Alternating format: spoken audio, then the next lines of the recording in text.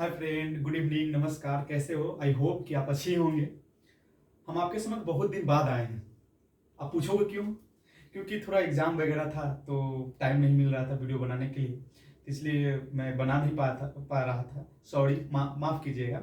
तो आज हम लोग आप आज फिर आपके सामने एक छोटा सा टॉपिक लेकर आए। फिर आज मजा आने वाला है। आज हम लोग पढ़ेंगे संविधान की विशेषता। क्या पढ़ेंगे? संविधान की विशेषता क्या है। अरे भारत एक ऐसा देश है ना, आप मानोगे नहीं। अब भारत की ऐसी संविधान है ना, आप एक बार पढ़ लोगे तो कहोगे कि क्या विशेषता है संविधान की। बहुत मजा आता है विशेषता पढ़ने। तो संविधान की विशेषता पढ़ने से पहले मैं आप लोग को बताना चाहता हूँ कि संविधान की आवश्यकता क्यों पड़ी। तो उसमें हम संक्षिप्त एब्स्ट्रैक्ट में हम आपको विवरण देना चाहता हूँ कि आखिर संविधान की आवश्यकता क्यों पड़ी। भाई, भारत में इससे पहले भी ब्रिटिश शासन था, और कोई भी शासन व्यवस्था होता है तो उसमें नियम कानून भी होता है कि नहीं होता है। तो भारत में भी नियम कानून से ब्रिटिश जो शासन स्थापित था वो भी अपना नियम कानून स्थापित किया हुआ था। भारत में नियम कानून से भारत को संचालित नियम के लिए नियम कानून बनाया हुआ था। तो जो वो कानून बनाया हुआ था ना, तो भाई उस कानून में क्या भारतीयों को लाभ होता था? भारतीयों के हितों की पूर्ति होता था क्या? भारतीयों के लिए बनाया गया था? नहीं ना बनाया गया था।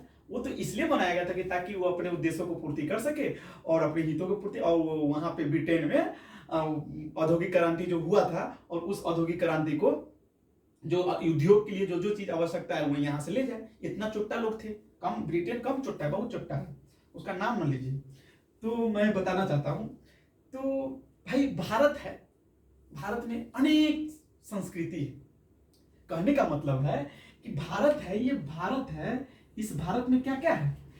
अनेक समुदाय हैं, अनेक समुदाय हैं भाई, अनेक धर्म हैं, अनेक भाषा भाषी लोग हैं, अनेक धर्म जाति अनेक जाति के लोग हैं।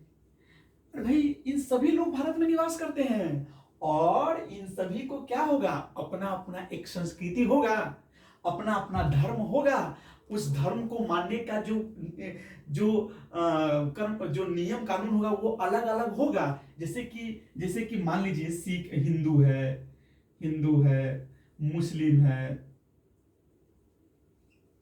है, सिख है, ईसाई है, जैन है, ये बौद्ध है, पारसी है, और सारा होगा कि नहीं होगा?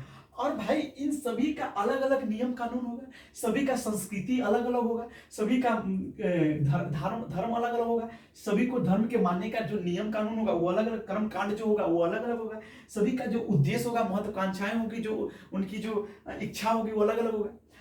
तो भाई आपको ये पता है कि जब एक घर में, जब आप मान लीजिए कि आपका घर है और आपके घर में 4 परिवार है, और उन 4 परिवारों में के अलग अलग अगर वो परिवार का उद्देश्य है, अलग अलग उनकी धर्म, मतलब कि अलग वो धर्म के मानते हैं, तो क्या आप उस परिवार को आप संगठित रख सकते हैं?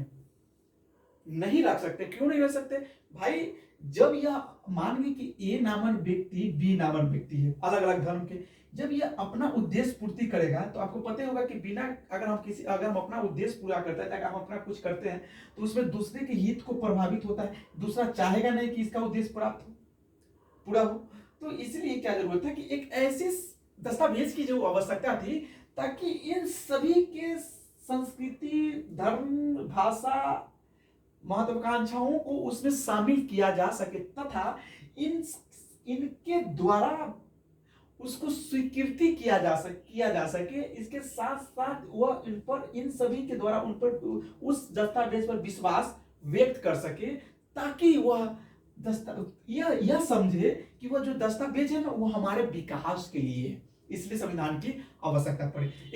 मैं संविधान के बारे में एक बात बताना चाहता हूँ कि कहा जाता है ऐसे भारत के संदर्भ में कि भारत एक ऐसी बाग होती है ना, बाग है ना, जहां पे अनेक फूल खिलते हैं, अनेक प्रकार के फूल खिलते हैं। और उन फूल को खिलने के लिए क्या जरूरत है कि भाई समय समय पर उसको पानी मिले, समय समय पर भाई उसको देखभाल किया जाए, ताकि एक फूल की डाली दूसरे फूल पर न चढ़ जाए, ताकि उन जो फूल पर चढ़े तो वो फूल के विकास रुक न सके।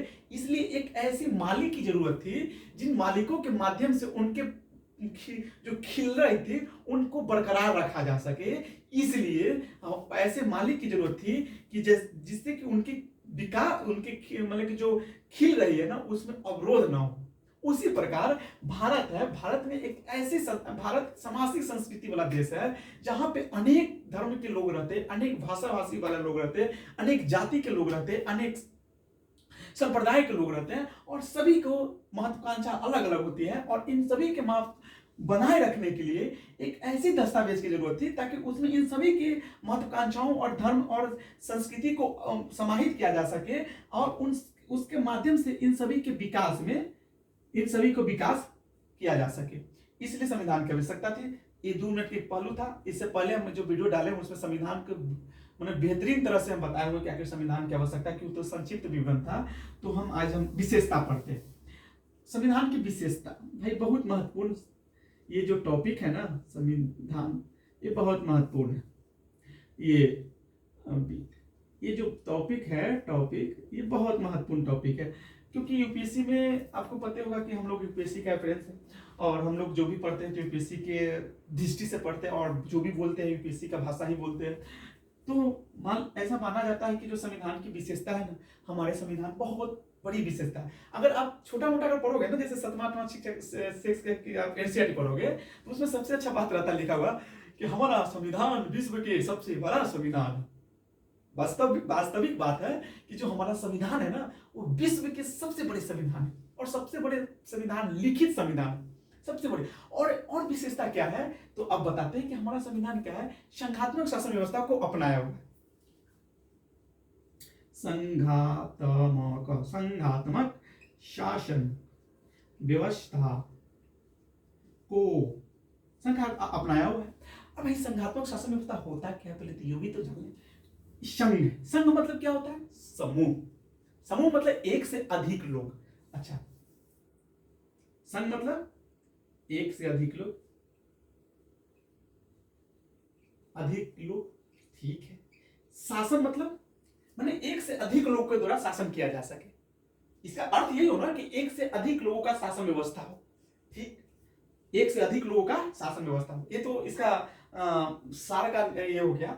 आखिर हम क्यों अपनाए, आखिर हमको क्या आवश्यकता थी कि अपनाने का, तो सबसे बड़ी आवश्यकता ये था कि संघात्मक भारत है, भारत में आपको एग्जाम्पल फॉर देते हैं, एग्जाम्पल उदाहरण तौर पर समझिए कि आपका घर है, आपका घर में परिवार है, जैसे मेरा घर में 5 परिवार है, 5 परिवार है, और उन 5 परिवार के जो अलग अलग उद्देश्य है, अलग अलग समस्या है, अलग अलग व्यक्ति, अलग अलग उनकी महत्वाकांक्षाएं हैं, सब कुछ अलग अलग है। और पिताजी मेन पिताजी है, ठीक है, मेरे पिताजी मेन है। भाई हमारा समस्या क्या है, नहीं है, और ठीक है पहले से, और हम सभी का शादी विवाह हो चुका है, और विवाह हो गया तो मेरी पत्नी को क्या समस्या होगी, या मेरे पिताजी से ज्यादा तो मैं जानूंगा ना कि समस्या क्या है। जो समस्या, अगर मेरी पत्नी को क्या समस्या होगी वो तो मैं जानूंगा, पिताजी तो उतना जान नहीं सकते। इसलिए अब भारत पर आ जाइए, तो इसलिए जरूरत क्या होगा कि भाई हमें भी पिताजी स्वायत्तता दे कि ताकि हम पत्नियों को अपना आवश्यकता को पूर्ति कर सके, ठीक। इसलिए भारत में आ जाइए भाई, समझिएगा भाई, हमारा शादी विवाह नहीं हुआ है, ऐसे ही बता देना। यहां से भारत में आ जाइए, भारत है, भारत में क्या है, अनेक राज्य है कि नहीं, 35 राज्य है, उसके साथ ही मिला के 35 है, ठीक है ना भाई, फैक्ट है, अगर कहीं स्लिप कर जाना होगा तो माफ कीजिएगा, सब है। और इन सभी को अलग अलग समस्या होगी कि नहीं होगी, अलग अलग होगी कि नहीं होगी, बिल्कुल होगी अलग अलग। इनका भी अलग होगा, इनका भी अलग, इनका भी अलग होगा, इनका भी अलग होगा, इनका भी समस्या होगी। क्या, तो किसी को आर्थिक समस्या होगी, तो किसी को संसाधन की समस्या होगी, तो किसी को जनसंख्या की समस्या होगी, तो किसी को भाषा के आधार पर समस्या होगी, तो किसी को क्या होगी, किसी को शिक्षा की व्यवस्था, शिक्षा की समस्या होगी। तो जैसे कि केरल जो राज्य भारत के सबसे इंटेलेक्चुअल राज्य, वहां पे बहुत पढ़े लिखे लोग हैं, 80-90% पढ़े लिखे लोग हैं, और बिहार में सबसे कम पढ़े लिखे लोग हैं। पता नहीं नीतीश कुमार क्या करता है, हमको वो समझ में नहीं आता। छुरी हटाइए उसे नीतीश कुमार। अच्छा, यहाँ पे आइए, तो ये जो क्या नाम है, हाँ क्या बता रहे थे, तो इनकी अलग अलग समस्या है। अब भाई केंद्र है, यहाँ पर केंद्र सरकार है कि नहीं? ठीक, केंद्र सरकार। तो भाई केंद्र सरकार, इनकी समस्या क्या है? आंतरिक समस्या है, आप समझ सकते, यहाँ बैठ के कर सकते हैं मोदी जी, कर सकते हैं, एक व्यक्ति नहीं कर सकते हैं। इसलिए क्या जरूरी था कि भाई वहां के जो शासक, वहां के जो लोग हैं, उन्हीं के माध्यम से यहाँ की समस्याओं का समाधान करें। करे कि नहीं करे? समझते हैं कि नहीं समझते? समझिएगा, नहीं है तो मैसेज कीजिएगा, कमेंट कर दीजिएगा, मैं पढ़ लूंगा कि क्या समस्या है। तो क्या जरूरत है कि यहीं के लोगों के द्वारा यहीं के समस्या का समाधान करें, अच्छा बात होगा, जल्दी समस्या का समाधान भी हो जाए। इसलिए जरूरत क्या था कि हम एक ऐसी शासन व्यवस्था को अपनाएं ताकि इन सभी समस्याओं को समाधान किया जा सके बहुत बेहतरीन तरह से। तो संघीय शासन व्यवस्था के मतलब क्या होता है कि संघ की मतलब होता है कि जो शासन व्यवस्था होता है वो किसी एक व्यक्ति के माध्यम से नहीं संचालित होता है। शासन व्यवस्था मेनली दो स्तर पर शासन व्यवस्था होता है, लेकिन भारत में इसका 3 स्तर पर शासन व्यवस्था है। समझिएगा, अगर नहीं समझ में आएगा तो बताइएगा। 3 स्तर पर शासन व्यवस्था है, 3 स्तर पर शासन व्यवस्था है भाई, 3 स्तर पर शासन व्यवस्था है। आपको पता ही होगा कि कौन कौन स्तर है। एक है केंद्र, एक है राज्य, और एक क्या है? स्थानीय। सबसे पहले स्थानीय शासन व्यवस्था को कौन अपनाया था? राजस्थान, नागौर जिला है, अपनाया था। उस समय हमारे जो प्रथम प्रधानमंत्री जी गए थे वहां पे उद्घाटन करने, जवाहरलाल नेहरू जी।